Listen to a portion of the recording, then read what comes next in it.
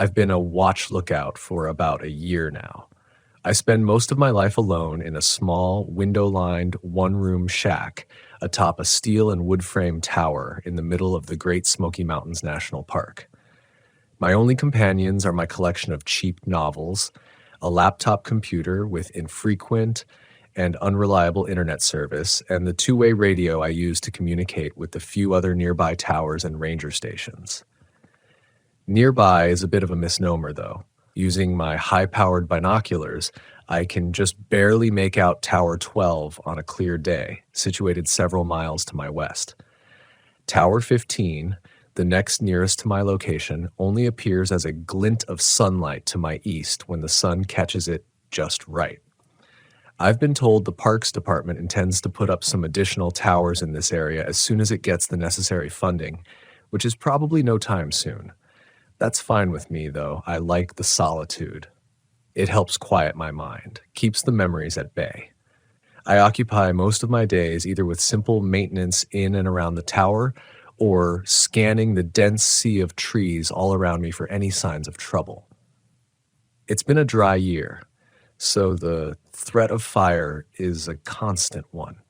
This particular afternoon, I was clearing some brush from around the base of the tower that had begun to encroach on the fire road leading from my tower back to the main ranger station, 20 miles away. Even with the heavy suspension of the government-issued Jeep parked nearby, that was a harsh ride in the best of times.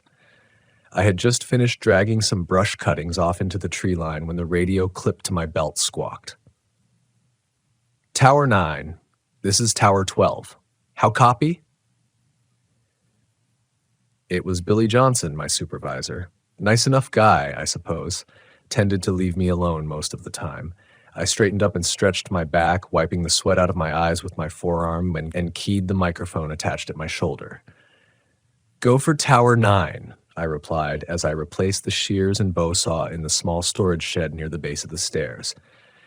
John, do you have eyes on a bit of smoke north of your position? Stand by, Bill. Really? I said, snatching up my water bottle and jogging up the metal staircase that wrapped its way around my tower. I didn't bother locking the 8-foot chain-link fence that surrounded my little compound. Chances were I'd be back down here soon enough. Reaching the top, I stepped through the trapdoor and onto the walkway that surrounded the cabin, closing it behind me. It was habit at this point. The last thing I needed was to take a misstep and tumble down through the open trapdoor. I'd probably end up breaking my neck. As I passed by, I reached into the open door of the shack and grabbed the binoculars hanging on a nearby hook. Rounding the railed corner of the walkway and turning my attention to the dark green blanket of trees stretching out before me, I saw the smoke almost immediately. A thin trickle of wispy white haze rose lazily above the canopy some distance off. Probably just some campers, I figured, though there weren't any approved campsites in that area. We always had more than a few folks every season who decided that camping off-trail in the deep bush sounded like a hoot. Most of them come back just fine, oblivious to the danger this wilderness poses to anyone not adequately prepared. Some have to be brought out by search and rescue. Some of them just don't come back. A ranger, or maybe even a random hiker, will occasionally trip across the deserted remains of a campsite and report it in. Those are the spooky ones, the ones where the people have just vanished and left behind a perfectly set-up camp. No explanation, no clues, just a deserted clearing, often with perfectly intact tents and personal effects. But there are bears and mountain lions, along with a handful of lesser predators that roam these forests. And sometimes they get hungry enough to stalk and even get humans. And that doesn't even take into consideration the much more likely probability that folks step out of their tents at night to take a leak in the woods and quickly get lost, unable to find their way back to camp. Most humans aren't suited to survival in the wilderness, unfortunately. My radio squawked again. Tower 9, what's the word? Yeah, I see it, man. Looks to be a couple miles due north of my tower. What's your plan? He asked. I knew what he was really asking. Keep an eye on it and hope for the best, or take a trip over and investigate. After a brief moment's pause, I sighed with resignation. It's probably just a campfire, but I guess I'd better head on over and take a look, just to be sure. I didn't relish the thought of a trek into that area of wilderness, to be honest. It was the only area I hadn't explored during my time here. There weren't many trails headed in that direction, and the ones that did were badly overgrown and too narrow for the Jeep. A couple miles hike might not seem like a lot, but when you're out here alone, the dense trees seem to stretch on forever. 2 miles can seem like 100. "Roger that, John," Billy replied. "Take your pack and your rifle and check in periodically." "Will do. Tower 9 out," I said, replacing the binoculars on their hook and shouldering the red canvas backpack, waiting dutifully in the corner chair. I grabbed the rifle from its rack over the doorframe, checked to make sure it was loaded, and headed out. As I locked the gate behind me, I threw my pack into the back of the Jeep and set the rifle beside it.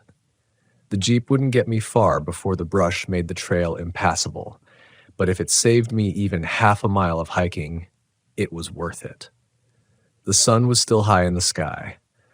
I had plenty of time to get there and back before dusk, as long as I didn't dawdle. I started the engine and put the Jeep into gear, turning the wheels toward the unmaintained trail to my right. After only a few moments, the trees and canopy obscured any trace of the watchtower behind me. I was actually able to push the Jeep farther than I'd expected, a pleasant surprise. I was probably a mile along the trail before it crapped the bed. A massive pine lay across the path, much too large to go over. The dense underbrush around me precluded going around, and I immediately lamented not bringing the chainsaw. Cutting it up and winching the pieces out of the way wouldn't have been too difficult and would have saved me a ton of trouble. With a quiet curse, I stepped out of the Jeep and grabbed my gear from the back seat. I smiled to myself as a quote from a certain fictional adventure-seeking archaeologist came to mind. "We walk from here." Marking the Jeep's location on my handheld GPS so I could find it again, I stepped over the thigh-high tree trunk and continued along the path. According to my earlier estimate, the trail I was walking seemed to head in the direction of the smoke, which was a blessing in my book. The less time I had to spend bushwhacking, the better. The trail narrowed as I expected, and before too long I was brushing branches and leaves with my shoulders. The forest, which had been alive with the chittering and chirping of animal life back at the tower, now seemed muted. The forest around me was growing denser, feeling oddly claustrophobic at times. I checked in with Billy a couple of times, advising him of my progress and promising to maintain periodic checks. He advised me that a weather front had really come in from the ranger station, indicating an approaching storm that would likely reach us before nightfall. A quick check of my watch made me wince. I had already spent more time than I had predicted it would take to reach the suspected campsite. Maybe it was best to turn around and head back. The last thing I wanted was to get caught out here overnight with minimal supplies and in a rainstorm. I wasn't worried, but it sure wouldn't make for a comfortable night. If I had been farther from my destination, I probably would have turned back right then. I wish I had. Within another 20 minutes, however, I smelled the faint scent of a wood fire. Not strong, but it was there. I was even more certain of what I would find when I reached them. When I stepped out of the now almost non-existent trail and found myself in a sparsely treed area amidst a dozen or so wooden shacks, I halted in surprise. I had reached the base of a hilly rise covered in heavy forestry, and these old, forgotten cabins looked like they had been part of some sort of small settlement. Perhaps an old logging camp, I thought to myself. I didn't know this place even existed and made a mental note to research it when I got back to my tower. I keyed the microphone. "Tower 12, this is John. Do you copy?" When Billy replied, his voice was staticky and distant. "Hey John, Tower 12, what's your status?" I frowned and looked around at the towering trees. I supposed I was asking more out of the portable radio than was reasonable. I was lucky I still had any signal at all, to be honest. I found what looks like an old logging or trapping camp, I said, meandering among the decaying and derelict cabins. Most of them had decayed to the point of collapse, and there weren't any with intact roofs. The campfire has to be nearby. I'm going to take a look around a bit more. There was an odd pause before Billy spoke again. What's your current location, John? I glanced at my handheld GPS and relayed my position to him. Another pause. John, I think you should probably just turn around and come back. You don't have too many more hours of daylight left, and that storm looks to be getting worse. Something in his voice sounded off, but I couldn't quite place it. Nervous, maybe? I don't think I could blame him, though. My safety was his responsibility, and the prospect of one of his lookouts being caught out in the storm overnight probably didn't sit well with him. Coincidentally, it didn't sit well with me either, I thought with a smile. You may be right, Billy, I replied, turning around and letting my eyes take in the entirety of the area. I think I'll just go. I stopped as my eyes caught sight of the bright yellow nylon tent just beyond the last of the structures. Repeat your last, said Billy. I didn't get that. Stand by, Tower 12, I said absently, making my way to what I now realized was a small cluster of 3 modern tents situated around a central fire ring. The fire had been extinguished, but the embers still smoldered lowly, the source of the smoke. I looked around for the campers, but didn't see or hear anyone. Sleeping bags and electric lanterns were still in the tents, though I couldn't find any backpacks or supplies. Hello? I called out, turning in a circle and trying to pick out any signs or sounds of human life. I'm with the Forest Service. Is anyone there? Nothing but the muted echo of my own voice. I was about to just dump some dirt on the remaining embers of the campfire and call it a day when I noticed the narrow footpath heading toward the slope. I could clearly see the recent footprints in the soft dirt heading away from the camp. I keyed the microphone at my shoulder again. Tower 12, this is John. I found the source of the smoke. It's a campfire, all right? Nothing to be concerned about, Billy answered almost immediately. Roger that, John. Head back home. I paused a moment, curiosity pulling me toward the footpath. I'll be heading back shortly, Billy. I just want to check something out first. I wouldn't screw around out there, John, Billy replied, an edge to his voice. Better head back now so you can beat the storm. His last sentence didn't exactly sound like a suggestion. Something had him rattled. I hesitated before I answered. Acknowledged, knowing full well that I was going to check out the path a bit before heading back. Still, I didn't feel like arguing with my supervisor about something so silly. Just a quick walk up that path and then I'd be on my way. This path was even less established than the one I'd been on when I discovered the camp, but I could clearly see the prints of the campers in the soft dirt. Before long, I emerged into a small clearing, eyes widening with yet another unexpected discovery. The rough-hewn timber that framed the entryway was set into the near vertical slope of the hillside before me. It created a dark tunnel entrance that had been sealed off with a heavy iron gate many years before, likely by the Park Service to keep inquisitive hikers from falling to their ends in an old abandoned mine shaft. So it had been a mining camp, not a logging camp. I didn't know there were any mines anywhere near here. Hell, I'm not sure what they would have been mining for. Coal, maybe? Did they even have gold mines in Tennessee? Who knows? Certainly not me, clearly. Regardless, now that gate stood wide open on its hinges, the remains of a rusted chain and antique padlock lying in the dirt nearby. Yeah, hell no. I couldn't just turn around and leave. Not if these idiot campers had decided it would be fun to explore a closed and restricted mine entrance. Tower 12, this is John. Do you copy? Billy probably wouldn't be happy that I had continued my exploration after he told me to head back, but there was nothing to do about it now. I wasn't equipped or trained for any sort of cave exploration or rescue. Rangers had very specialized teams for that sort of thing, but I could at least poke my head inside and see if I could hear the campers, or at least confirm that they actually went inside. No answer from the radio. I tried again with the same results. Nothing. I tried a different approach. Tower 15, this is John from Tower 12. Do you copy?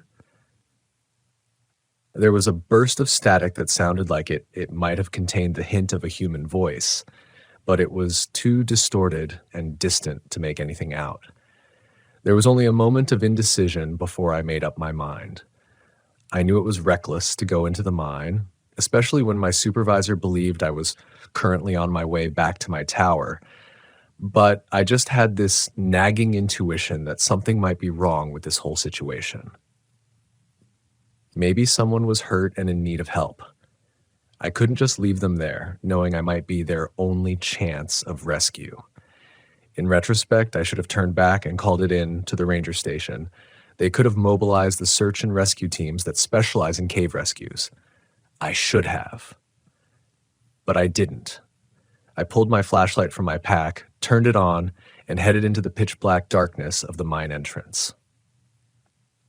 The walls and floor had been smoothly carved many years ago, which made my footing uneventful, and the tunnel itself was mostly a straight shot. Several times during the first few minutes, I turned back to watch the bright square of daylight at the entrance gradually shrink to a pinpoint of light. By the time I had taken the first dogleg turn of the tunnel, I was in complete darkness. It was a very strange feeling. Oppressive, almost. At one point, I turned off my flashlight experimentally, but after only a few seconds, I quickly flicked it back on. In that time, my heart had been pounding in my chest, and some primal fear had begun growing inside of me. I took a moment to calm myself. The darkness was absolute. It was almost as if you could feel it pressing in on you. My footsteps seemed much louder than they should have on the dirt floor, and the air was beginning to grow cold and damp the farther I went. After another 100 feet or so, the smoothly carved tunnel ended abruptly in a wall of rubble. I couldn't tell if it was a cave-in at some point, or if this was simply where the miners had stopped digging and hadn't bothered to remove the debris, but either way, it certainly appeared to be the end of the line. And then I saw it. I almost missed it, because of the way the light and shadows played over the head-sized rocks strewn before me. But when I looked closer, I realized I was looking at a ragged hole in the wall. It was only 5 feet across or so, and definitely didn't look like the deliberate formation of the tunnel I was standing in. It almost looked like the miners had broken into a natural void of some sort. Interesting, but there was no way in hell I was going in there. I was definitely not trained or outfitted for any sort of spelunking trip, and it didn't seem the sort of thing suited to the learn-as-you-go method. Just as I was turning back to make my way out of the mine, I heard the distant sound of voices echoing from the opening in the stone wall. The sound was faint and may have just been my imagination, but I didn't think so. "Hello?" I called, pressing my face into the black abyss of the hole. "Can you hear me? I'm with the Park Service. I'm here to help you." Nothing. The air from beyond the breach was cold and smelled stale, old ground. I felt as if I didn't belong here. None of us did. There was a long moment of unbroken silence, and then I heard a voice again, closer this time. "Did you hear that?" it said, presumably to a companion. It sounded like a young woman, nervous, uncertain. "Hello, is someone in there?" That settled it for me.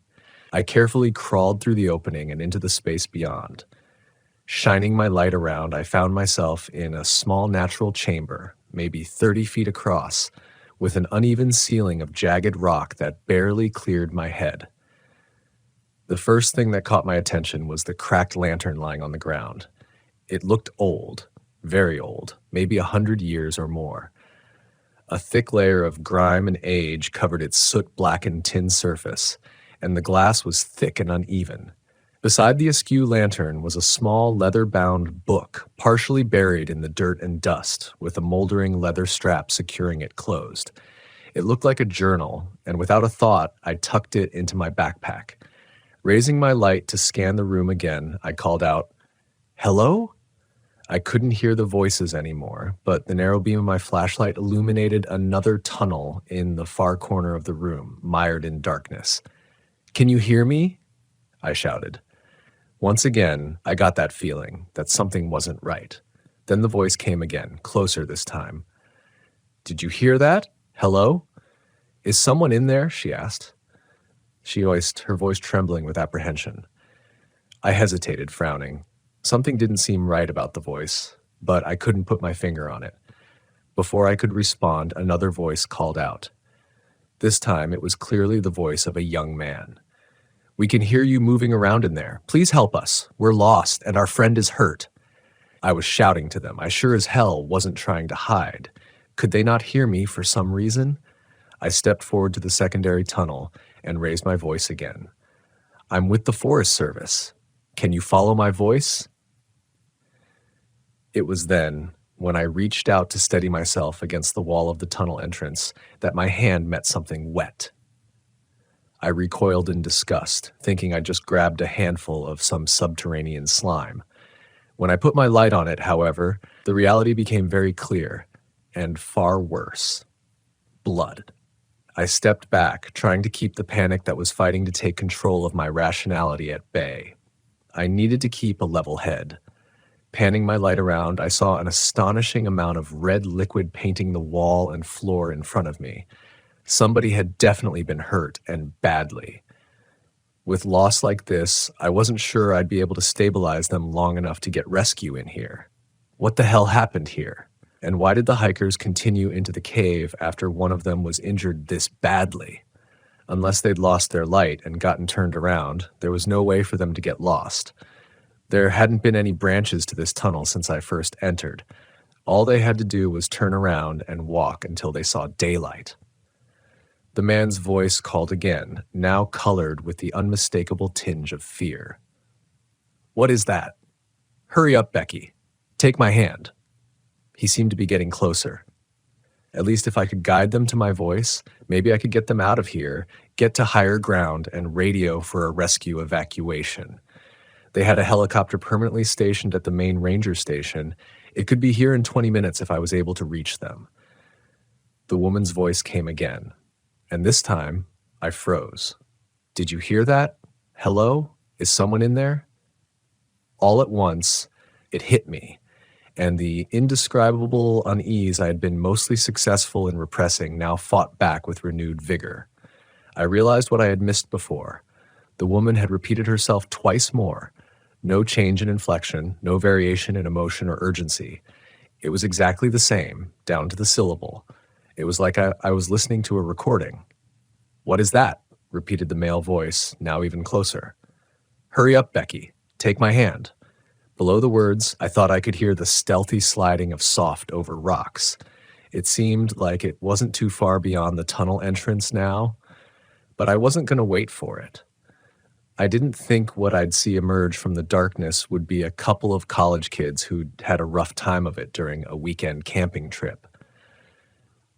Now allowing my panic to run free, I turned and threw myself through the cave breach and landed roughly on the flat stone floor of the mine shaft beyond, skinning my hands to hell and banging my knee on a rock. Scrambling to my feet with a hiss of pain, I ran as fast as I could, only realizing once I finally burst into the waning light of the late afternoon that I had lost my rifle somewhere in that cave. It was darker now than when I first entered the mine, and a quick glance to the sky showed the angry black thunderheads that had moved in, just as promised and much faster than I'd expected. I quickly swung the iron gate closed on screeching hinges and looped the chain between the bars as tightly as I could, securing it rather lamely with the hasp of the broken padlock. I stood there a long moment, bent over with hands on knees, trying to catch my breath outside the mine entrance. That's when I felt the first drops of the coming storm on the back of my neck. I straightened and looked through the bars of the gate into the ominous darkness beyond, realizing how ridiculous my barricade really was. It wouldn't do much good if something tried to get out, but at least it made me feel a little better, until I heard the voice echoing from the mine shaft, getting closer. It was unmistakable. uncanny. Hello? Can you hear me? I'm with the Park Service. I'm here to help you. That settled it for me. I carefully crawled through the opening and into the space beyond. Shining my light around, I found myself in a small natural chamber, maybe 30 feet across, with an uneven ceiling of jagged rock that barely cleared my head. The first thing that caught my attention was the cracked lantern lying on the ground. It looked old, very old, maybe 100 years or more. A thick layer of grime and age covered its soot-blackened tin surface, and the glass was thick and uneven. Beside the askew lantern was a small leather-bound book, partially buried in the dirt and dust, with a moldering leather strap securing it closed. It looked like a journal, and without a thought, I tucked it into my backpack. Raising my light to scan around the room again, I called out, "Hello?" I couldn't hear the voices anymore, but the narrow beam of my flashlight illuminated another tunnel in the far corner of the room, mired in darkness. "Can you hear me?" Once again, I got that feeling that something wasn't right. Then the voice came again, closer this time. "Did you hear that? Hello? Is someone in there?" she asked, her voice trembling with apprehension. I hesitated, frowning. Something didn't seem right about the voice, but I couldn't put my finger on it. Before I could summon the words to respond, another voice called out. This time it was clearly the voice of a young man. "We can hear you moving around in there. Please help us. We're lost, and our friend is hurt." I was shouting to them. I sure as hell wasn't trying to hide. Could they not hear me for some reason? I stepped forward to the secondary tunnel and raised my voice again. "I'm with the Forest Service. Can you follow my voice?"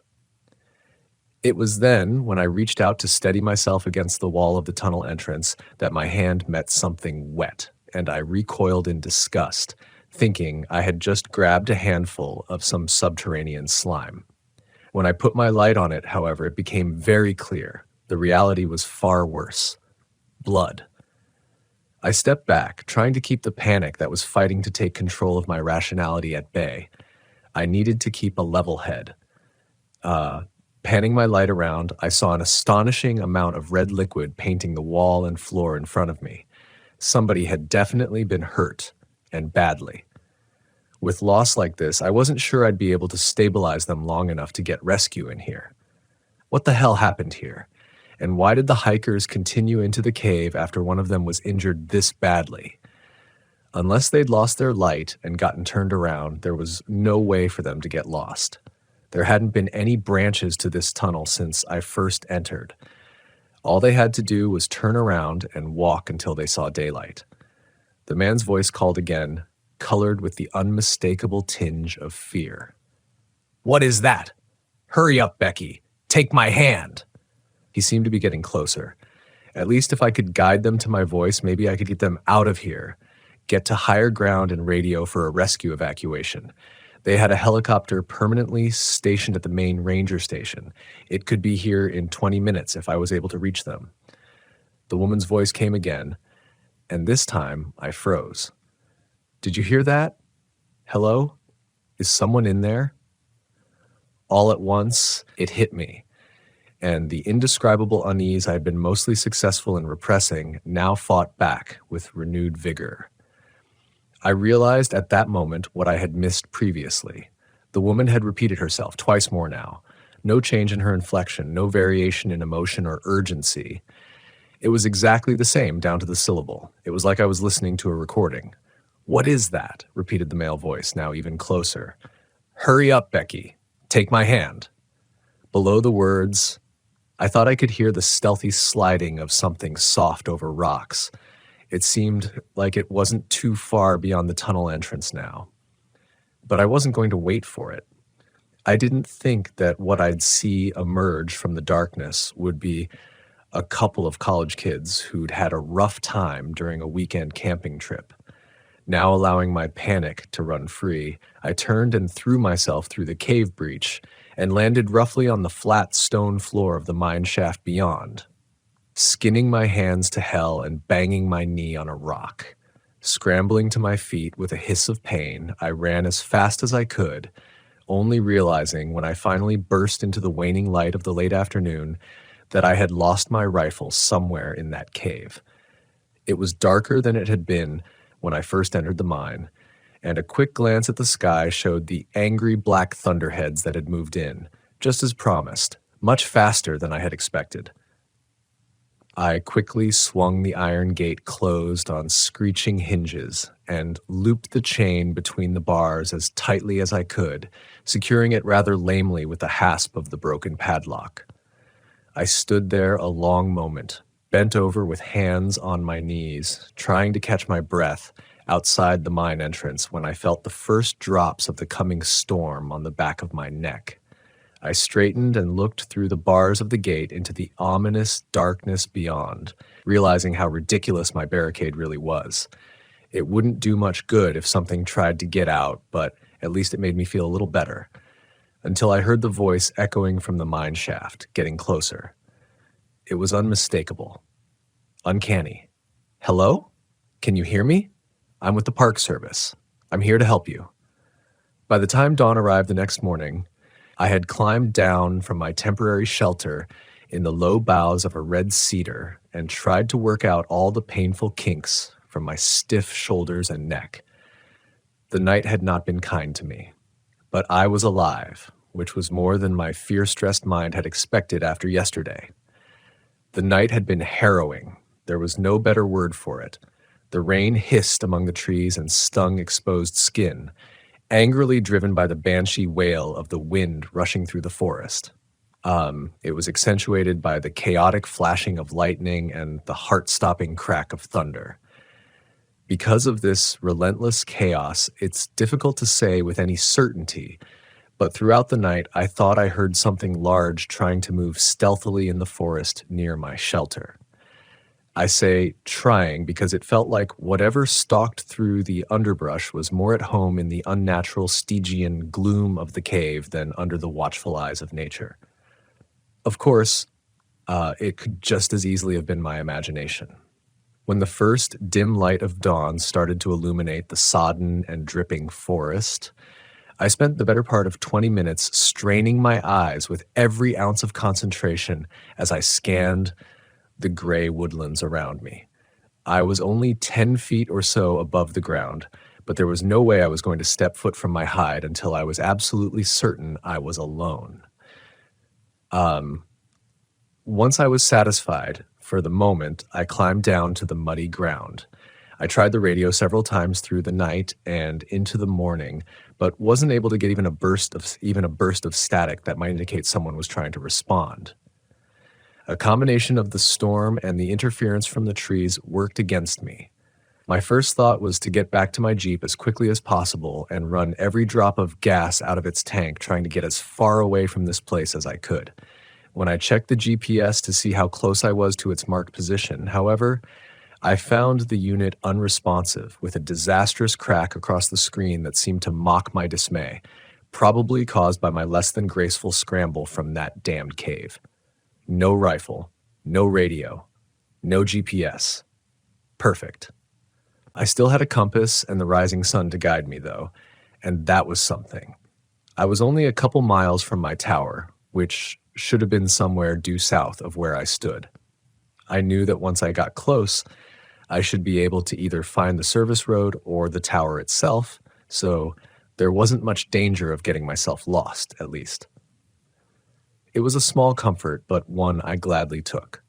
I moved through the trees and undergrowth with more speed and recklessness than I probably should have. An ankle broken by an errant misstep would have been bad news. Still, even though I hadn't heard or seen anything of my late-night visitor, I couldn't help but feel like I was being watched. You know that creeping sense of dread you feel when you've just turned the lights off in a basement and now have to climb the stairs back to the doorway? Or when you're making your way from your car in a darkened, lonely parking lot? It's the feeling that something is there, something much more suited to the dark than you are. It was that same feeling that pushed my footsteps almost to a jog as I traversed the uneven ground and storm-felled detritus that tried to hinder my passage. For the next hour, I moved at this pace, aware with every rasping lungful of breath that I should pause and rest for a few minutes, knowing that pushing myself to fatigue would only increase my chances of falling or hurting myself. I imagined myself lying in blinding pain next to an unseen chuck hole, clutching at a broken leg and watching as the sunlight began to dim with the onset of dusk, waiting for whatever haunted my trail to find me. What would happen then? Would I even have time to look on its visage before it struck? Did those campers in the cave? A misstep and stumble that nearly made this nightmare a self-fulfilled prophecy jarred me back to the present. Against all instinct, I forced my pace to slow, first to a trot, then to a walk. Then reluctantly, I stopped completely, trying to catch my breath while I scanned the dense woodland around me. Nothing. No, not nothing. As my heart began to slow and my breathing returned to a more manageable cadence, I turned my gaze back in the direction I had been headed, and an unconscious smile found its way to my lips. The sun had risen high in the morning sky during my flight, and now I caught the flash of its reflection on the windows of my tower, not 200 yards directly ahead of me. I laughed aloud with relief, fully aware that the fear-tinted eruption was closer to the manic cackle of lunacy than anything else. I didn't care, though, and my feet started forward again on their own, quickly reaching a brisk pace. A few minutes later, I burst out of the trees into the maintained clearing surrounding my tower, feeling the full sunlight on my face for the first time since yesterday morning. Had it only been a day?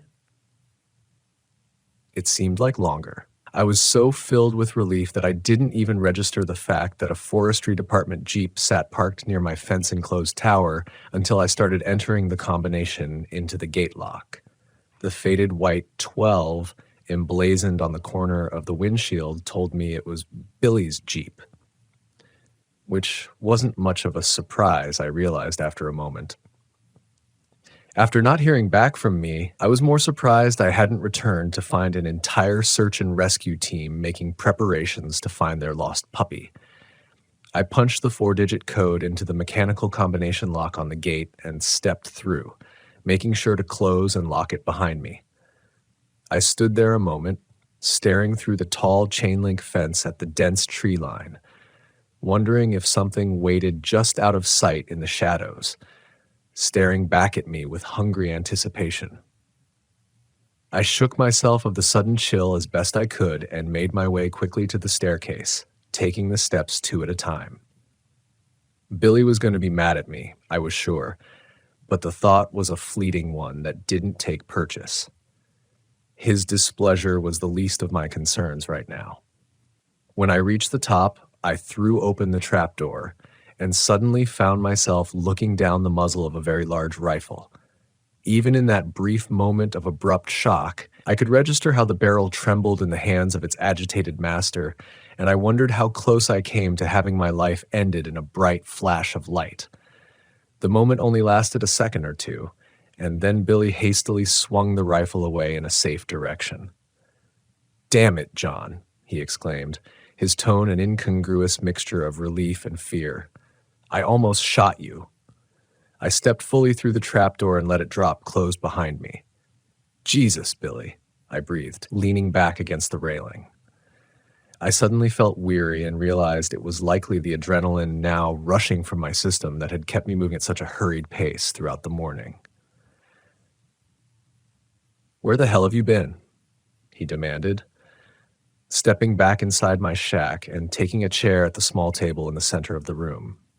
I noted with mild interest that he kept the rifle leaning against the table beside him instead of stowing it in the rack over the door, but decided not to comment on it. Billy Johnson was in his middle years, maybe 45 or so, with a bit of a gut and grayish-brown hair trimmed close. He wore an impressive mustache that reminded me of something an Old West gunslinger might groom. He was dressed in typical attire, khaki Forestry Service shirt and brown cargo pants. In addition to the rifle I'd had the unfortunate opportunity to closely examine a moment earlier, I noticed he wore his .500 Magnum in a holster at his side. That wasn't too unusual when out in the bush. Bears and mountain lions can sneak up on you unaware. Having a hand cannon within easy reach goes a long way toward taking the fight out of them if necessary. It was a little unusual for a drive over to another tower, I supposed, but not exceptionally so, given the circumstances. I took the opposite chair, dropping my pack to the floor next to me. I realized my legs were still shaking anxiously and placed my hands on my knees to try to calm them. He was trying to deflect, but he was horrendously bad at it. He knew something. I was sure of it. "You know where I've been," I replied, gambling on instinct. I watched his face closely for a reaction and wasn't disappointed when he winced and turned his focus out the window and over the forest to the north. "I told you to abort and head back to your tower," he stated brusquely. "But you just had to feed that curiosity of yours, didn't you? You're lucky to be alive. You know that?" From my chair, I reached under the shelf to my right and pulled a half-empty bottle of Jameson and a couple of mostly clean glasses. Billy turned his head and raised an inquisitive eyebrow. Alcohol was a no-no up here. When I poured and handed him one of the glasses, however, he accepted it without a word. I took a pull from the other. "It's my own damn fault, I suppose," he continued, turning back fully to me. "It's been so long since anyone's even thought of Camp LeClaire that it didn't even click for me when you told me where you saw the campfire."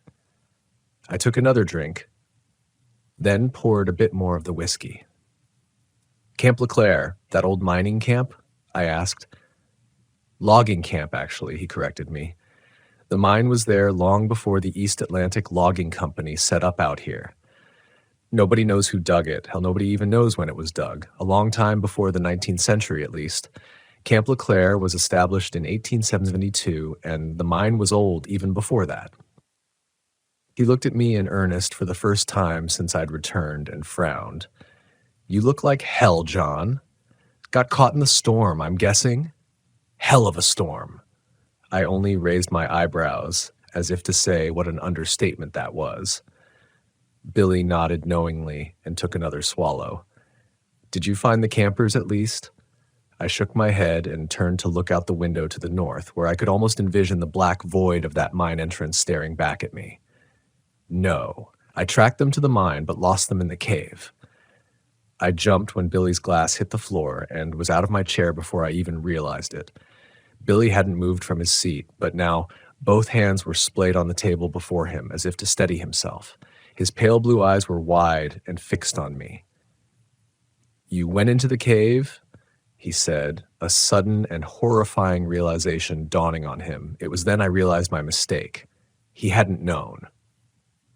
He thought I had just discovered the camp and the mine, and then got caught in the storm overnight. A close call, but nothing that couldn't be undone. "Yeah," I replied, nodding slowly, deliberately. "Yeah, I went into that cave, looking for the campers. The gate had been cracked open already, not sure when or by who." I leaned forward in my chair and stared hard at him. "Billy, there's something in there. I think it got those campers, and I think it followed me out." Billy Johnson's face had gone white then, and I thought for a moment he might pass out. He scooped his glass up from the floor with numb fingers and poured himself another splash of whiskey, downing it in a gulp. When he spoke again, it seemed far away, distant. "Kiwatami. That's what the Chickasaw called it, and they were here long before we ever were. Angler is what the white man called it, among other names. Kiwatami." He nodded. "False brother, lying men, or something like that. Hell, I don't know. What do I look like? A translator? It means bad, no matter what language you speak. It means something is out there that isn't supposed to be, something that was locked away a long time ago and forgotten." It was then that he stood and grabbed up his rifle as if suddenly remembering something. "I need to get back to my tower and make a call." "No," I gestured to the radio base station sitting patiently on the table near the door. "Why not use mine?" Billy shook his head. "Sorry, John, but it doesn't work that way. Special phone, special number. I just hope I'm not too late." I started to stand. "I'll go with you," I said. He pointed a stern finger at me and narrowed his eyes. "No, you stay here. Strap on your handgun and make sure it's loaded." His voice was calm, almost cold, and didn't leave much room for debate. Still, I had no desire to stay here alone with whatever this angler thing was, roaming around out there. "Billy, I can go with you. I can help." I started to argue, but was quickly cut off when he took a menacing step toward me, and I realized just how much I'd underestimated him because of his normally easy manner. "You will stay in your damn tower, and you will follow your orders," he roared. I unconsciously took a step back and reclaimed my seat, only managing a shaken nod in acknowledgement. He took a trembling breath, pointed at the radio, and said in a slightly less terrifying tone, "And keep that thing on. As soon as I'm back at my tower, I'll radio you with updates." A moment later, he was gone, and the trapdoor slammed shut behind him. I stood and retrieved the Pelican case from under my cot. Inside was the same model of Magnum revolver that Billy had been wearing, heavy and cold in my hands. I loaded it and belted on the leather holster, feeling the reassuring weight tugging at my waist. "John!" I heard Billy call from below. I went outside to the walkway, leaning over the railing. He was standing beside his Jeep 50 feet below, shielding his eyes from the bright sunlight as he looked up at me. "Make sure to keep everything locked. I'll come back for you," he shouted. I raised a hand to him and slid the latch shut on the trapdoor with my toe. I turned back into my shack just as I heard Billy's Jeep fire up and, a moment later, drive off down the rough service road toward his tower. I glanced back to the north, to the place where I had first seen the campfire smoke rising the day before, and suppressed a shudder. I was alone again, safe in my tower and armed, but alone. Abruptly, like an unexpected wave of nausea, the feeling that I was being watched washed over me with a chill, making the hairs on the back of my neck stand on end. I looked back over my shoulder to where Billy had been only a minute before, but saw only the rough service road and dense, impenetrable tree line beyond that. Probably just my imagination. But the feeling didn't diminish, and with every passing breath, I was more and more certain that there was something nearby, just out of sight, standing stone still in the gray-green foliage, waiting. I stood there a long moment, eyes straining for any hint of movement or alien shape among the shadows. But if it was there, my human eyes weren't sharp enough to pick it out. I stepped back through the open doorway of my shack and dropped down into the chair again, my eyes catching the bottle of whiskey before me. I was tempted to pour another drink to help settle my nerves, but I could already feel the tickle of a buzz at the edges of my mind from what I'd already drunk, and quickly decided that the last thing I needed was for my reflexes and awareness to be dulled right now. I'd made more than one poor decision in the last 24 hours. I didn't think adding another to the pile was such a great idea. Grabbing the bottle, I screwed the cap back on and reached to return it to the sparse shelf to my right.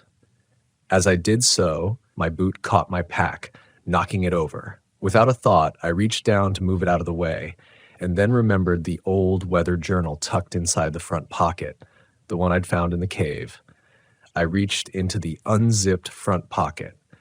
For a frustrating, alarming moment, my searching hand couldn't feel anything in the compartment, and I feared I had lost it in my chaotic escape. But then my fingers brushed the familiar shape, and I withdrew it, setting it in front of me on the table. I could see the book much more clearly now in the daylight. It wasn't overly large, just a little bigger than my hand, and maybe the thickness of my thumb. There were no markings on the front, except for a simple, grimy brass loop that secured the leather strap holding it closed. I wasn't sure I wanted to see what was inside, but I needed some answers. Anything. A stray sound from the trees below rose to my ears, and I froze, listening intently for more. But none came. The forest around me was silent again, and I turned my attention back to the journal, pulling the strap free from the cover and turning to the first page. From the pocket of Andrew Robinson, it said. The writing was neat and compact and distinctly male. The ink was a rich black scrawled upon brittle yellow pages, and though faded with the years, was still mostly legible. I turned to the next page, where the entries began. I felt as though I had dropped into his account midway, as though this was just the latest in a series of journals that this Andrew Robinson had been keeping. July 23rd, 1891.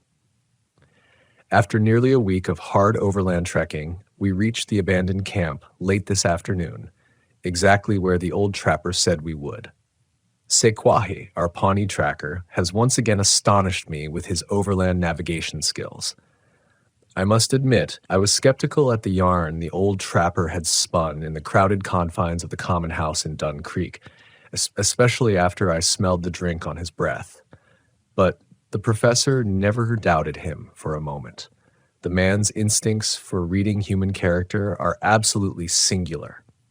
The camp looks to have been abandoned, and I have to admit to a certain unease as we inspected the rough cabins. There isn't a soul to be found, and it looks years abandoned, yet everything stands as if awaiting the loggers' return at any moment. Strange. July 24th, 1891. Our small troop of intrepid adventurers made camp in the center of LeClaire last night. Though the cabins likely would have been more comfortable, I doubt any of us would have felt at ease intruding upon them. Richards laughed it off when someone mentioned how peculiar it was that the loggers had departed in such a hurry that they abandoned their personal possessions. But I could see in his eyes that he found it odd as well. Sequahi, our ever-courageous and solid guide, seemed ill at ease and unusually withdrawn, refusing all conversation and only responding to queries with quiet grunts. Something of concern hides behind his eyes, though I wonder what it is. Only the professor seems unmoved by the unusually still atmosphere of this place, and his typically infectious positivity keeps working at our unease, keeping it from expanding beyond its current state. Today, we spent much of the day exploring the area surrounding Camp LeClaire, and the sunlight was nearly spent when Dobson burst back into camp with news of his discovery. We, all of us, raced at a moment's notice behind him as he led us along an ill-used and nigh invisible footpath that led ever upward upon the site of the northern rocky slope. When the path terminated, we were deposited before a truly curious sight. A barricaded tunnel entrance had been bored into the rock face by some unknown hands. I suspect some sort of exploration tunnel or adit, dug in search of precious ores, especially given the nation's more recent history with gold fever. The wooden barrier, roughly assembled from a hodgepodge of heavy timber beams, was curious, and several of our group commented on it, but the professor dismissed it as a triviality, so the matter was dropped. It is far too late in the day to proceed further, but we plan to penetrate the barricade and enter the tunnel in the morning. The excitement among the men is palpable. July 25th, 1891. Sequahi is gone. He took his supplies and his prized Winchester rifle and fled sometime during the night like a phantom. This is a shocking blow to us all, but none more so than to the professor, with whom the Pawnee tracker had partnered for a number of years across much of the eastern states. We have no explanation for his sudden desertion, and it sits ill with the entirety of the group. The overall mood has darkened, I fear. Still, we must push onward. July 25th, 1891. Addendum. It took more than 2 hours of hard labor, but we were finally able to gain entrance to the mine shortly before noon today. Richards managed to get his boot caught between two heavy timbers as he stumbled forward, straining his ankle with a terrible cry. We feared it broken, but Dr. Franklin assured us that the bones seemed intact. Regardless, Richards was taken back to the camp where he will convalesce while the rest of us make our entry. His part in our exploration has come to an end for now. We made our way in single file through the adit tunnel for some way before reaching its carved end, the light from our oil lanterns providing regrettably inadequate illumination over the rocky surroundings. When we reached the terminus of the mine tunnel, our hearts sank for a moment before the professor gave an exclamation of discovery and suddenly disappeared through a nearly hidden rift in the wall, surrounded by jagged rocks. We eagerly followed him through, careful of our footing as we went, and found ourselves in what I can only assume to be an accidental breach by the miners into a natural cave system. The air was chill and moving, but our excitement at this discovery allayed any concerns or discomfort it might have caused.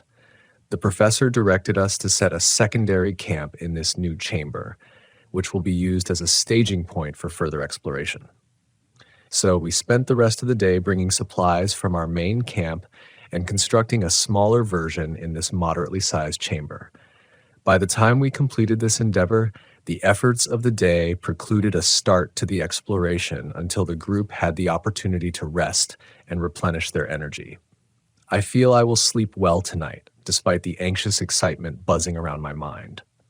July 26th, 1891.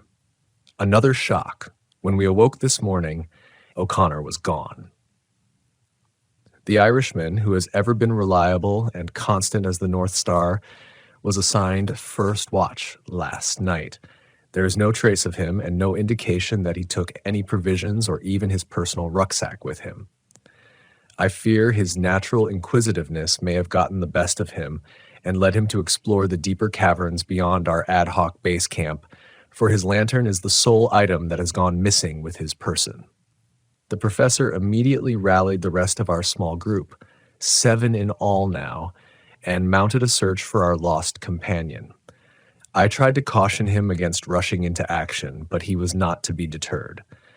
To my dismay, I was the sole man ordered to remain here at camp, whilst my companions took up their supplies and launched deeper into the cave system, in the event O'Connor returned in their absence. I was understandably disappointed, but grasped the logic of it well enough. I would loathe to think of O'Connor returning only to find us all gone, and then losing himself again trying to find us. I shall endeavor to rest a bit. With luck, my companions will return before long with our lost compatriot. July 27th, 1891. I am at my wit's end and am unsure how to proceed. It has been more than a day since the professor led the rest of the men in search of poor O'Connor, and I have felt their absence as keenly as I am aware of my own solitude in this cave. I have seen nothing of our missing companion, or of the party that delved deeper into the system yesterday morning, and I know their lanterns did not have sufficient fuel to carry them this long without other means of illumination to guide their return. I fear they are hopelessly lost. I myself had to return to Leclerc for more lantern oil for my own waning light. I must admit, with no little embarrassment, some reluctance at my return to this dark place, which no longer carries any of its former adventurous excitement or fascination. It is now nothing more than a doorway into the deep places below the earth, where men were never intended to tread. But the growing apprehension is not the worst of it. The sounds. By heaven's grace, the sounds. I first became aware of them last night as I dimmed my lantern and tried to set myself to sleep. At first, it was only an indistinct and muted echo that may have been interpreted as nothing more than the distant whistle of wind or other natural sound, distorted by the unique acoustics of this place. But then I heard the distinct tonal qualities that could only be a man's voice. I instantly rose and took up my lantern, raising the flame and rushing to the entrance of the cave that had swallowed my companions. There I stood, listening with such keen focus that I felt beads of sweat upon my brow. I would swear upon a holy book that it was the distant calls of the professor himself, and I eagerly called back with as much fervor as I could summon, hoping desperately to guide them back to me. However, the instant I called out, the voices vanished, and I was met only with the suffocating silence of an open tomb. There I stood, straight as a sentinel, praying for a response from my friends. After several minutes of absolute silence, my thoughts began turning to dark things. I became painfully aware that anything beyond the weak cast of my lantern would be utterly invisible to me, but I, on the other hand, would be lighted as a beacon to it. I pushed these thoughts from my mind as forcefully as I could, inwardly chastising myself for seeing ghouls where none existed, and of and was about to call out again to my lost companions when I heard it. The voice came again, echoing from the claustrophobic abyss that lay before me, mired in the blackest darkness one could imagine. It was still some distance away, but I was certain it seemed closer now. When I heard it a third time, I was just barely able to make out the words, but it was enough to be sure. My own words echoed back to me from the depths of that cave. In my own voice, I staggered and nearly dropped the lantern at that moment. Could the legends be true? The professor always seemed to believe them, though I must admit I attributed his faith to the unwavering certainty he held in those things lost to antiquity. He had always maintained that a legend, especially one whispered by so many indigenous peoples without mutual contact, must have some root in truth. But that line of reasoning is antithetical to modern civility, and I must reject it. I must focus on the more probable explanation that my already stressed nerves were turning my fears against me. The voices must be those of my companions, lost in the dark but near enough to hear their calls. They must be. I am not certain what lies next, but I know that I cannot abandon my companions, my friends, to wander the darkness until they fall from exhaustion or dehydration, not while I might yet help them. I will leave this written account at the entrance to the cave. This lantern is nearly spent, but I have another with a full vessel that I will take instead. If I do not return, at least someone may know of our passing here. May God be with us all. I closed the journal with a trembling hand, momentarily lost in what I had just read. How is it possible? The journal was more than 130 years old. No animal alive then could be what pursued me now. What if it's not an animal? The sudden burst of static from Billy's call, simultaneously erupting from my radio base station and the portable handset clipped to my shoulder, made me jump and drop the journal on the floor. Heart pounding, I cursed under my breath and keyed the microphone. Tower 9, I answered, my voice tight as I spoke. My eyes drifted out across the sky to the east, where darkened thunderheads had been unknowingly gathering and marching slowly in my direction. I shook my head. Icing on the cake, I thought. John, what's your position? Asked Billy. The self-assured authority that had filled his tone before was strangely absent, now replaced with something else, fear. I frowned a moment at the question before answering. Where do you think, Billy? I'm in my tower, just like you told me.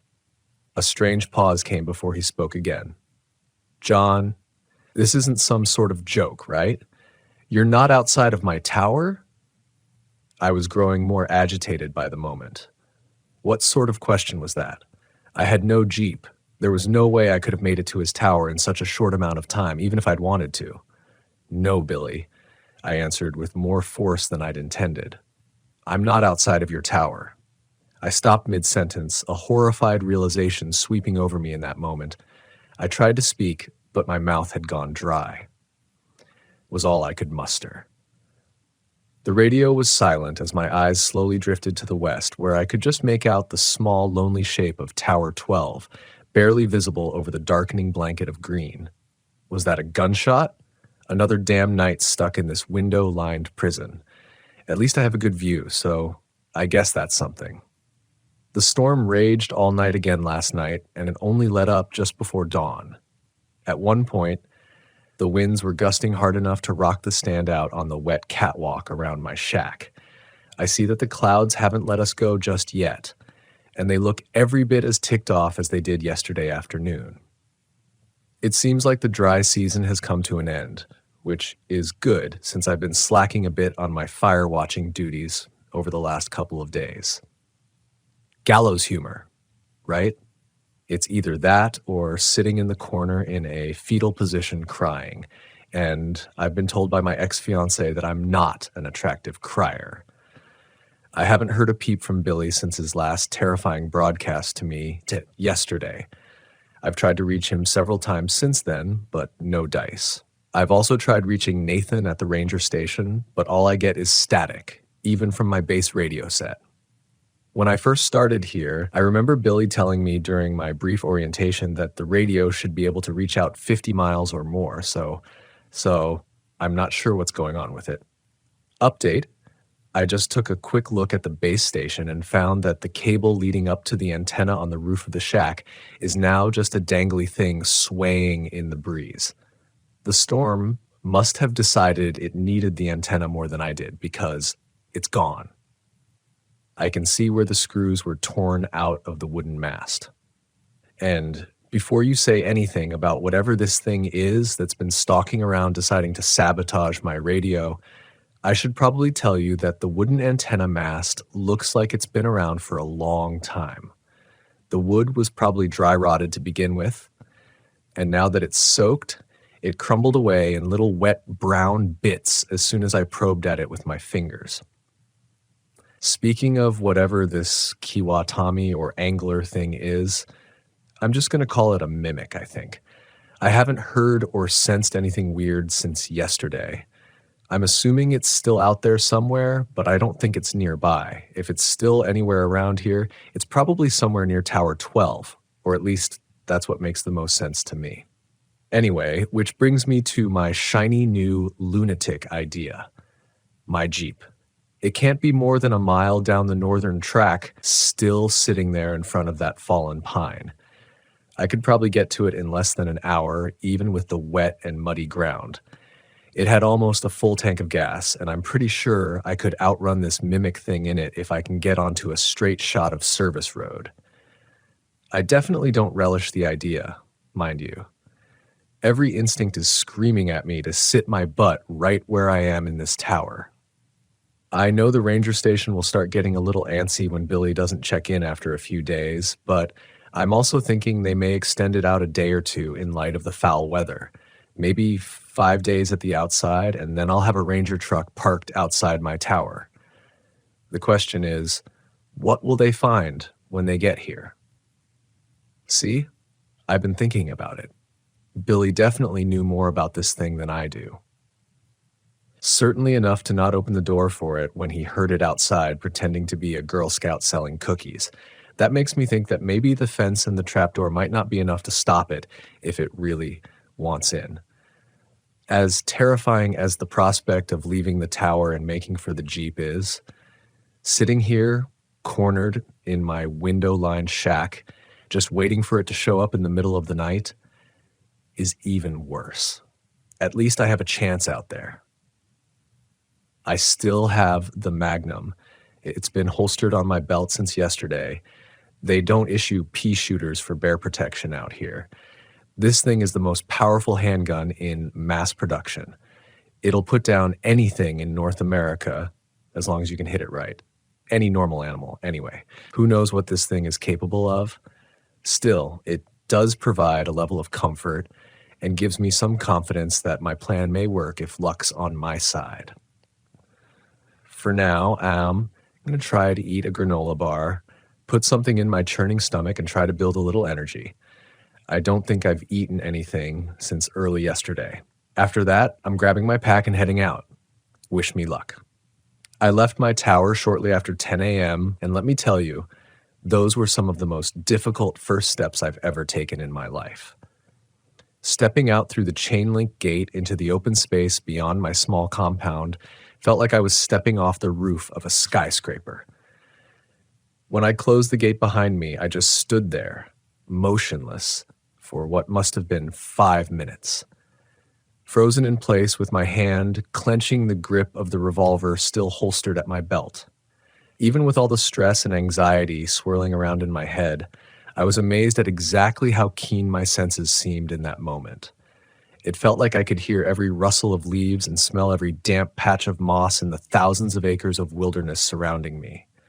In that moment, I felt very small, very insignificant, trivial. When my chest began to ache, I realized I had been holding a breath in, subconsciously afraid to make even the slightest sound. I let it out slowly and forced myself to breathe normally again. Scanning the trees, I turned slowly in a circle, eyes searching for anything that seemed out of place, like it didn't belong. But there was nothing there. Everything seemed normal, at least to me. Casting one last look over my shoulder at the refuge of my tower, I started off along the seldom used service road to the north, careful of my footing on the muddy and uneven ground. I allowed myself to move at a slow jog, fast enough to make good progress, but not so fast that I was announcing my presence to the world. Not so fast that I couldn't hear the forest around me over my own breathing. I stopped a couple of times during my trek to catch my breath and take a drink of water, and thankfully still seemed alone and unpursued. For now, I wondered if it was out there somewhere among the dense trees, hiding in the muted gray shadows of the forest. Maybe it was looking for me at that moment. Perhaps it had returned to my tower in my absence, found it empty, and was even now tracking my flight along this trail. If I paused long enough, would I see it suddenly rounding the gentle curve behind me as it caught up? Or did it prefer to move more stealthily among the trees and underbrush, laying in wait alongside the path ahead, ready for my approach? I had to forcibly shake myself of that line of thought. It wasn't doing me any good. Not now. I was committed to my plan. The thought of retracing my steps and returning to my lonely watchtower held just as much terror, because now it sat there unmanned, unwatched, abandoned. For all I know, the mimic could be there at this very moment, ransacking my shack. I definitely didn't want to walk back in on that little scene. I can promise you that much. I ended up making surprisingly good time on that northern path. It was only about 30 minutes before I saw the dim shape of my Jeep waiting dutifully in the middle of the path ahead. The matte tan paint job and black cloth roof stood out remarkably well against the muted greens and browns of the surrounding forest. Urging my pace to quicken, I covered the last 100 yards before I even realized it and found myself standing at the door and door handle. I paused. A chill ran down my spine, inciting an unbidden shiver. I realized then how quiet the forest around me was, and wasn't sure how long it had been this way. I felt that something was out of place, and so did the native fauna. On any given day, the trees were alive with the sounds of wildlife. Squirrels and chipmunks chittered, insects buzzed, and 1,000 varieties of birds called and sang from the treetops. Not now, though. It was as if they had all left, and I felt very alone in that moment. Only not quite alone. Somewhere out there in that sea of trees, something stalked. Something that didn't belong in the light of day. Something that didn't belong under the watchful eyes of Mother Nature. I was pretty sure she wouldn't have let something like a mimic evolve had it not been hidden in its underground realm. The door of the Jeep was, thankfully, quiet as I depressed the latch and swung it open. If this had been a horror movie, I'm sure an ear-splitting screech would have erupted from its hinges. But in real life, we tend to take care of these vehicles pretty well. In the best of times, they're the only convenient way to travel for 20 miles or more. In times like this, though, it was likely the only thing that would save me. I jumped in and pulled the door shut behind me with a dull thunk, subconsciously locking it. I almost laughed aloud when I did that. The entire top of the Jeep was nothing more than canvas and plastic windows. A feisty hamster could probably have penetrated my little haven. I doubt the mimic would even think twice about it. The Jeep fired up immediately when I turned the key in the ignition, and I threw it in reverse for the most ungraceful 14-point turn you've ever seen on the narrow and muddy service road. Once I got turned around, I didn't waste any time directing it back the way I went. The service road was really little more than an uneven and ill-maintained dirt trail, and was only ever used infrequently by the rangers and lookouts.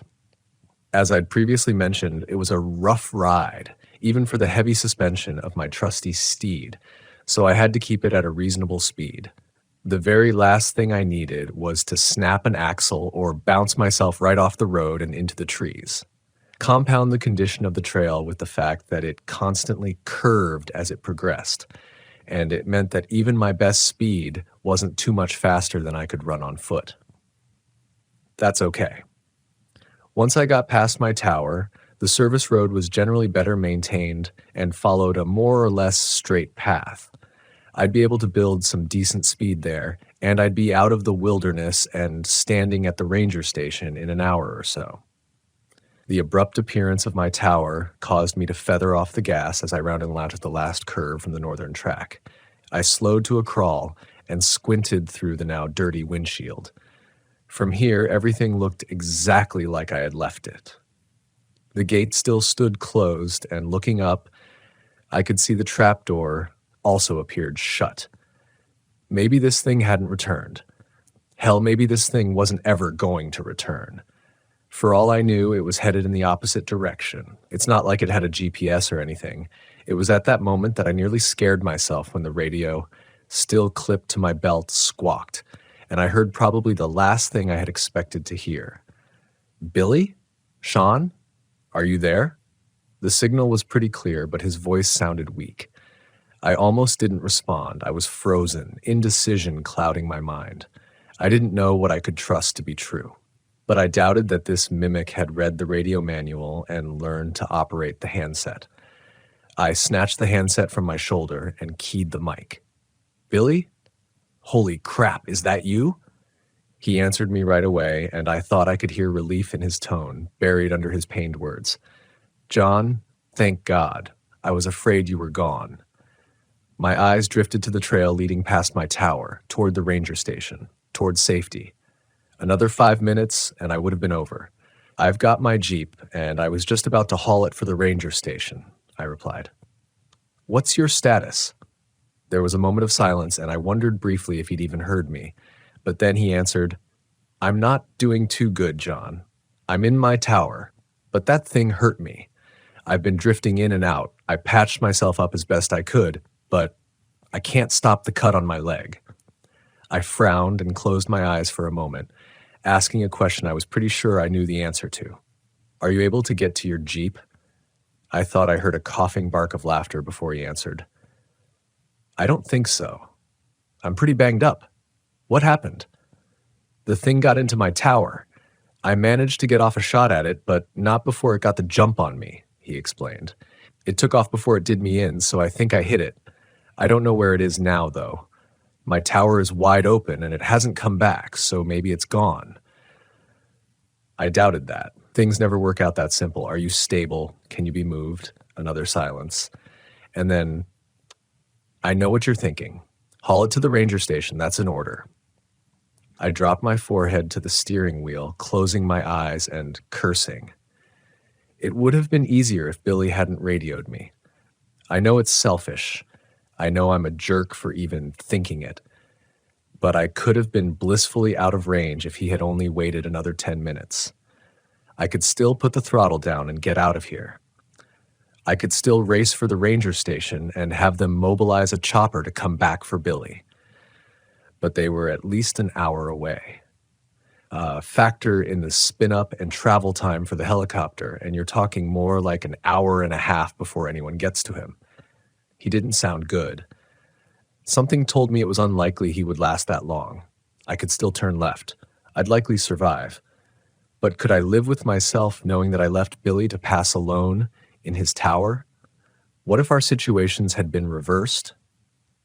Sure, I might be saying the same words he was saying now, but in my heart, I'd be pleading for that voice on the radio to help me.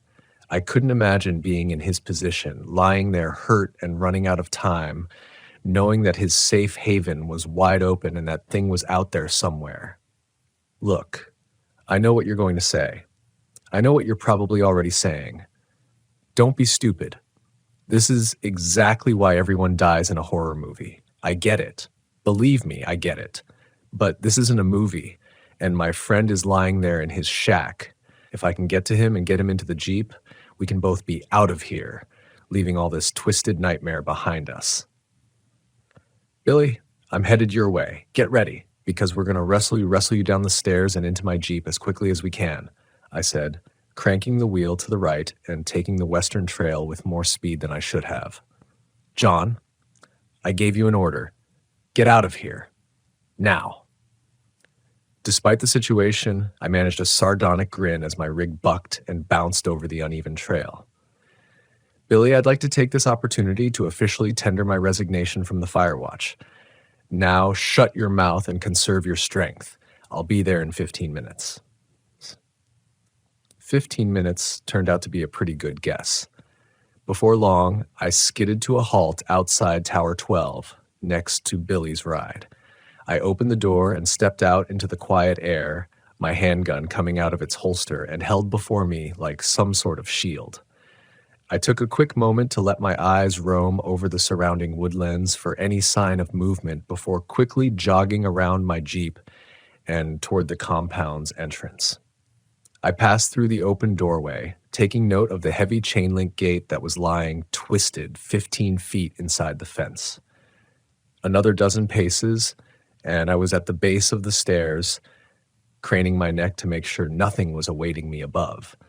I keyed the mic at my shoulder and said in a low voice, "Billy, I'm outside your tower right now, heading up. Don't shoot me." I turned the volume down just in time for his response. "Damn it, John, I told you to leave."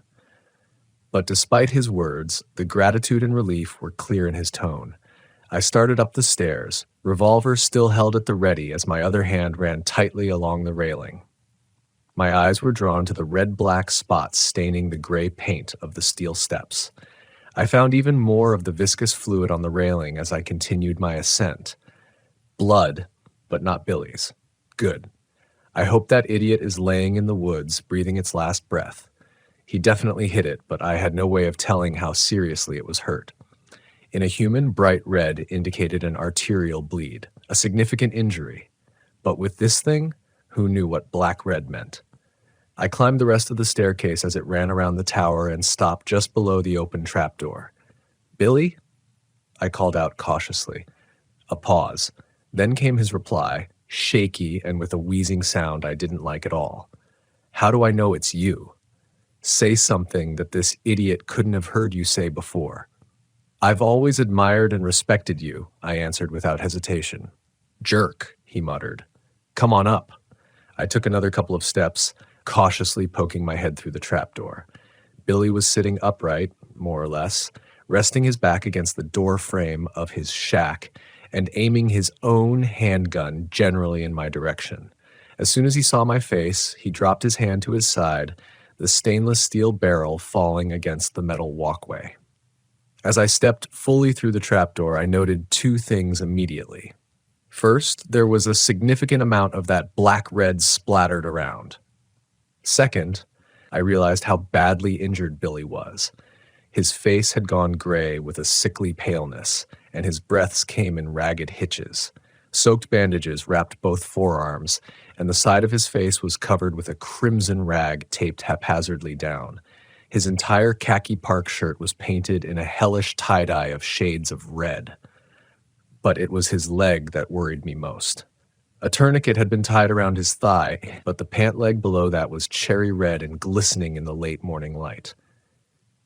"Jesus, Billy," I exclaimed, holstering my gun and rushing to his side. He waved me off as I knelt beside him. "I know it looks bad. Save it for later.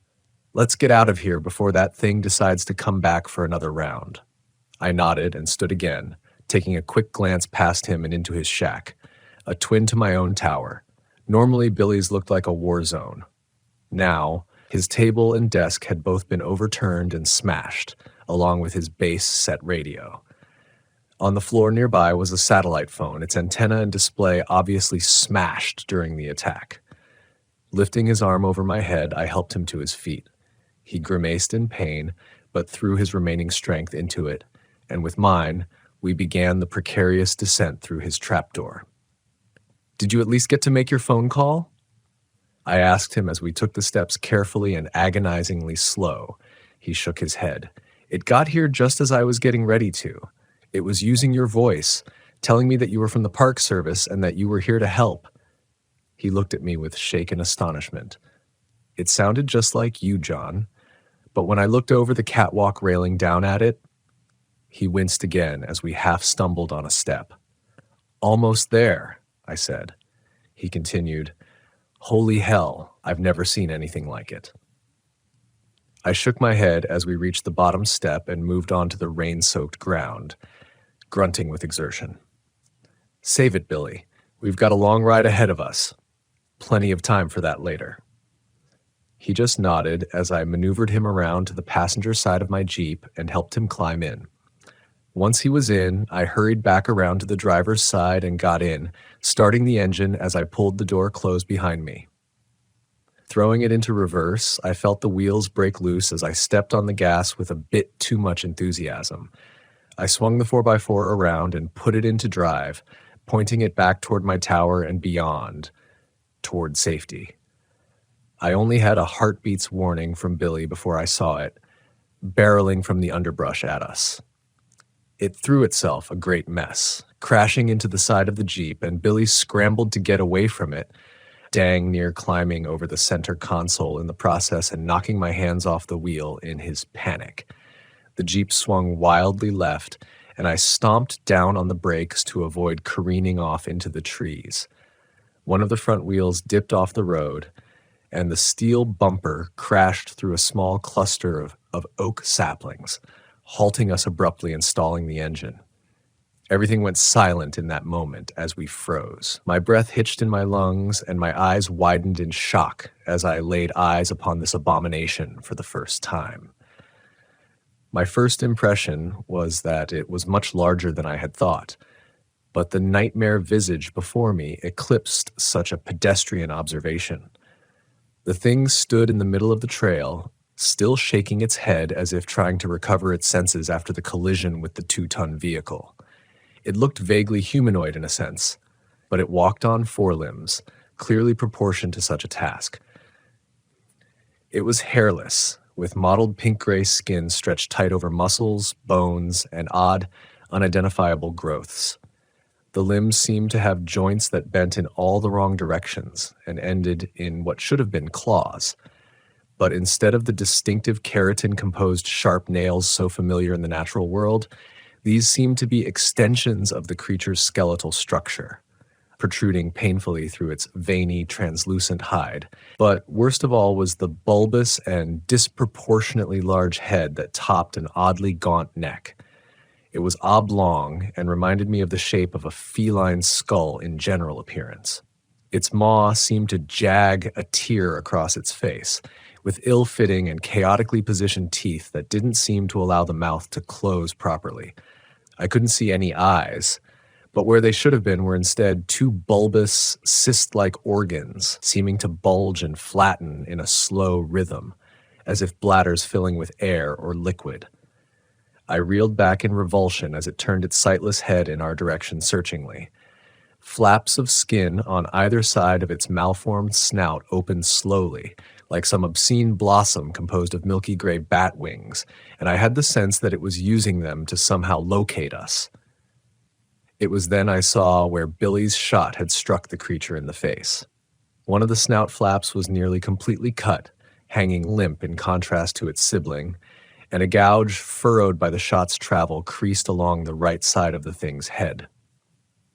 When it turned its head farther in our direction, I could see clearly where it had bled significantly from the shot, but was horrified to see that the wound had already sealed itself, and a shiny silver scar was left to mark the incident. "I knew I hit you," Billy whispered. The mimic stopped its motion. A moment later, the twisted sound of a human voice assaulted our ears. "I know you're out there." The voice was unmistakably Billy's, but distorted and wrong. I thought that the injury from his shot probably had something to do with that. The thing raised its head again, turning a bit more in our direction, and took a few experimental steps forward. Again, it paused and lowered its head. This time we heard what sounded like the pained roar of a bear, almost perfectly replicated, except for that same distortion we had heard previously. Had this thing got a bear? I held my breath as we watched it again raise its head and take a few more contemplative steps in our direction, slowly swinging its grotesque snout back and forth. I could see how the flaps of skin that were flared open where its nose should have been twitched minutely side to side, and I felt like it was using them to listen for us. "It knows we're here somewhere, but it can't see us," whispered Billy, leaning close. "But if it gets close enough, I'm thinking we're done for." I looked over at Billy, and realized there was no way he'd be able to make a run for it in his condition. From the look of the thing growing ever closer to where we cowered in the Jeep, I thought it was likely we didn't have much time before it got close enough to hear our breathing or heartbeats or whatever, even inside the 4x4. When that happened, I knew what would come next. Billy closed his eyes a moment and turned to me. There was something in his eyes then, some sort of acceptance that I didn't like one bit. "Get ready with that cannon," he whispered. "You're only going to get one chance at this." "What are you talking about?" I asked. A moment later, I had my answer. Billy took a deep breath and mustered every bit of his strength, flinging the door open and staggering out of the Jeep.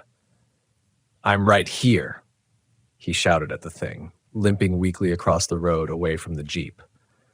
The mimic whipped its head in his direction instantly, but tilted its head to the side, seemingly momentarily puzzled at this unexpected turn of events. Billy held his own magnum in his hand, but he was too weak to raise it toward the beast. Still, he pulled the trigger, and the resounding boom seemed to shake the air. The mimic flinched at the deafening sound of the shot, the membranes at its snout snapping shut protectively. But its stunned hesitation didn't last long. In an instant, faster than I would have thought possible, it launched itself on powerful limbs at Billy, knocking him to the ground and going at him with teeth and claws. I heard my friend start screaming then, a horrible, soul-rending sound that I'll never forget as long as I live. But now was my chance, and I took it. I swung the door open and stepped out of the Jeep, my gun coming free of its holster in the same movement. The creature was preoccupied with what was left of Billy, but as soon as I brought the gun up and thumbed back the hammer, its head whipped around at me. It crouched like a compressed spring, preparing to launch. But I was quicker. The report of the shot was incredible, and the recoil of the powerful round rocked my wrist back painfully. The beast staggered, and I saw a burst of red explode from near where its shoulder met its neck. It howled, an otherworldly cry, sounding like a bedlam mixture of man and beast. But though the wound seemed terrible, it tried once again to throw itself at me. I was set in my course, though, and took step after step toward the creature, pulling the trigger again and again until the gun ran dry, and all I was left with was the clicking of the hammer and the high-pitched ringing in my ears. The acrid smell of gunpowder stunned my nose, and by the time I finally stopped, I found myself within only a few feet of the terrible thing. 6 blackened holes stippled the neck and torso of the creature where the shots had entered, and I knew the destruction of their exits on the opposite side would be far worse. The mimic lay across Billy Johnson, its weight crushing whatever had been left of my friend. Black-red fluid spread out from beneath the thing like an oil spill across a smooth floor. I noted with some muted surprise that the creature still twitched and slowly flexed its powerful muscles, and a wheezing sound was quietly emanating from the top of its head. I holstered my empty handgun and scanned around the sodden ground for what I knew was there. A moment later, I spotted it, Billy's own magnum, laying half buried in the muck where it had been torn from his grip under the weight of the monster. I snatched it up and shook it clear of most of the mud and grass. Opening the cylinder, I saw that only one unfired round remained. That was enough. I approached the thing before me without apprehension or pause, my eyes focused on this monster that had caused such pain and terror. I thumbed the hammer back and placed the muzzle against the mimic, which still moved with some small remaining life. I didn't know if it would be able to heal from the wounds I had already inflicted. Logic told me it was unlikely. But the silvery scar I had seen from Billy's previous encounter caused me to question everything I thought was possible. I felt the tremors from the creature vibrate through the gun as the barrel rested against its head, right between where its eyes should have been. I tensed my finger on the cool steel of the trigger, and the crack of the shot echoed through the forest. It was done. But even as I walked back numbly to the Jeep and restarted the engine, I wondered if that was true. I thought back to the journal I had read, written more than 130 years before, and how it had alluded to tales of this creature going back long before then. As I drove the Jeep along the rough and winding service road, I wondered at the possibility that what we encountered wasn't the only one of its kind, that this same beast had somehow terrorized cultures separated from each other by great time and distance, spawning the legends that the author of the journal and his companions had pursued. It didn't seem likely, and now the door was open.